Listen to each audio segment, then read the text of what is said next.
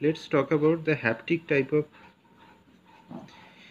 PCIOL. Haptic type is made up of PMMA, proline, polypropylene, transparent, J-looped, modified J-looped, S-looped, which is known as Kelman multiplex type, C-looped. It has a diameter of 12 to 13.5 millimeter and weight 20 milligram in air, but 3 to 3.2 milligram in aqueous solution.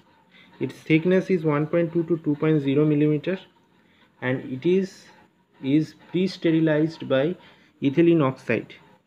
It is pre-sterilized by ethylene oxide, but we have to sterilize it by Ringal-Lactate solution wash. We have to do the Ringal-Lactate solution wash after implantation of the haptic type of PCIOL. Now coming to the extracapsular cataract excision. Extracapsular cataract excision, here the pupil is, firstly the pupil have to be dilated. Any preoperative procedure, the pupil must be dilated.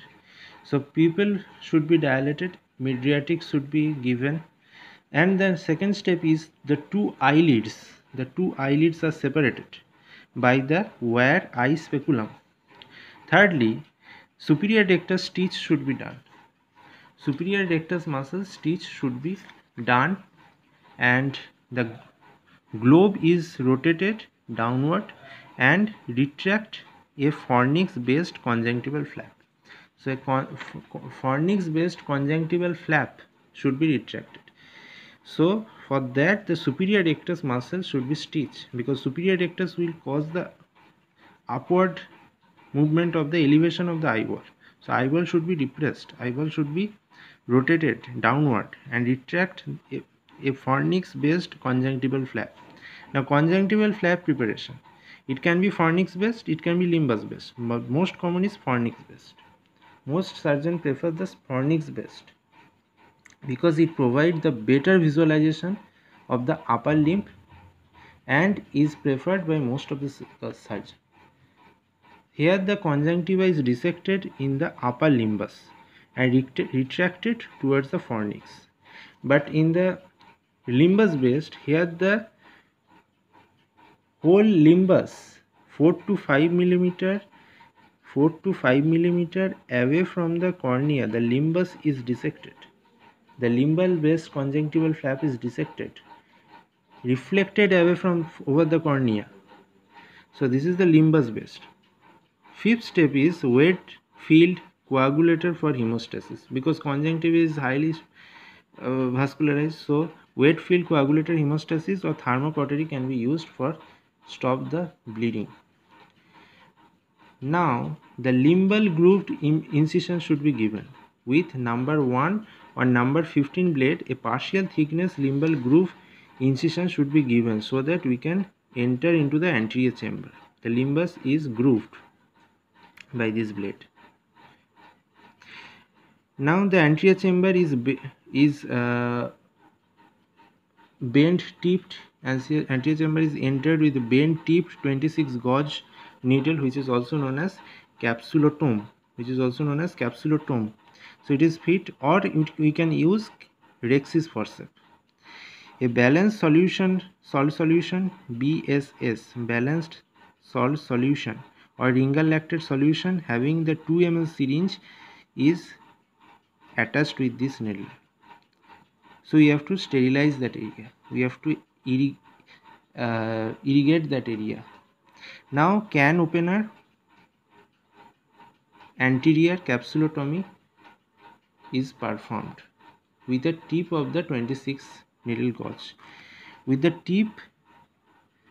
tip of 26 needle gauge, this can opening anterior capsulotomy is done. Here we can also use capsulorhexis. We can alternatively use capsulorhexis. So the anterior capsule is removed. Now limbal section should be done 10 to 12 millimeter at 110 to 120 degree in the upper limbus.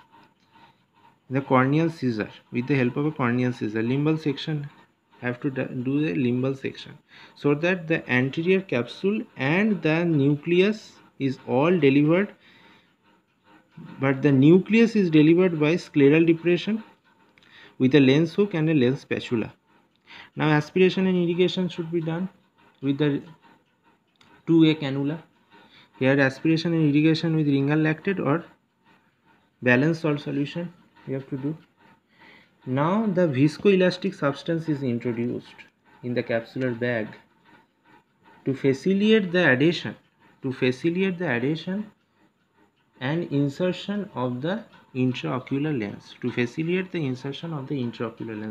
Now the intraocular lens is implanted with the help of Macpherson's forceps.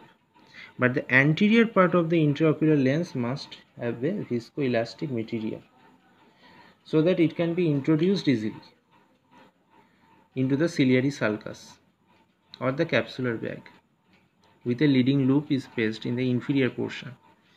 Now a 10 implant is then dialed because it has many dial holes, so it is dialed, engaged. Now the viscoelastic substance is again removed. Then we have to, by irrigation and aspiration, we have to remove the viscoelastic substance. Then we have to constrict the pupil. With pilocarpine 0.125%. You have to constrict the pupil. After that, a peripheral iridectomy can be done or cannot be done, but it is mainly done in ACIOL, anterior chamber intraocular lens, in intracapsular cataract excision, not in the extracapsular. Then 10/0 nylon suture is used to close that limbal area, and then the Ringal lactate solution and the subconjunctival area we have to use the gentamicin and dexamethasone injection. Then the topical antibiotic and steroid should be applied, and then the pad and bandage should be given.